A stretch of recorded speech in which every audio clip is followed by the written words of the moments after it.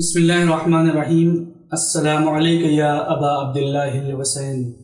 ناظرین، اربعین حسینی کی آمد ہے۔ ہر عاشق امام حسین کا دل تڑپ رہا ہے کہ کس طرح سے اپنے کو وادی عشق میں پہنچائے، لیکن وہ کربلا پہنچے یا نہ پہنچے، اس زیارت کی تلاوت ضرور کرے گا کہ جس زیارت کی تلاوت مومن کی علامت بتائی گئی ہے، یعنی زیارت اربعین۔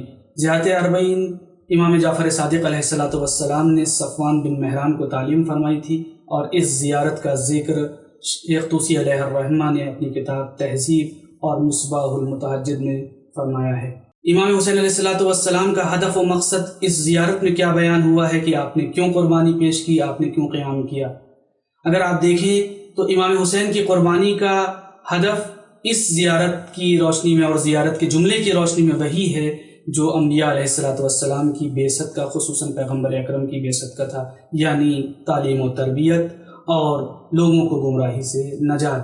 اسی لیے جب آپ زیارت کی تلاوت کریں گے تو جہاں بہت سے مطالب اور مفاہیم ملیں گے، وہیں پر امام حسین علیہ السلام کے قیام کا مقصد بھی بیان ہوا ہے، اور اس طرح سے بیان ہوا ہے کہ میں گواہی دیتا ہوں کہ آپ نے تبلیغ کا حق ادا کیا، اور ساتھ ہی ساتھ پھر اس جملے کا اضافہ ہوتا ہے کہ جس میں ہمیں امام حسین کی قربانی اور قیام کا مقصد پتہ چلتا ہے کہ بَذَلَ مُحْجَتَهُ فِيكَ لِيَسْتَنْقِذَ عِبَادَكَ مِنَ الْجَهَالَةِ وَحَيْرَةِ الضَّلَالَةِ، کہ میں گواہی دیتا ہوں کہ آپ نے اپنی جان کی قربانی دی تاکہ لوگوں کو جہالت اور گمراہی کے دلدل سے نکال دیں۔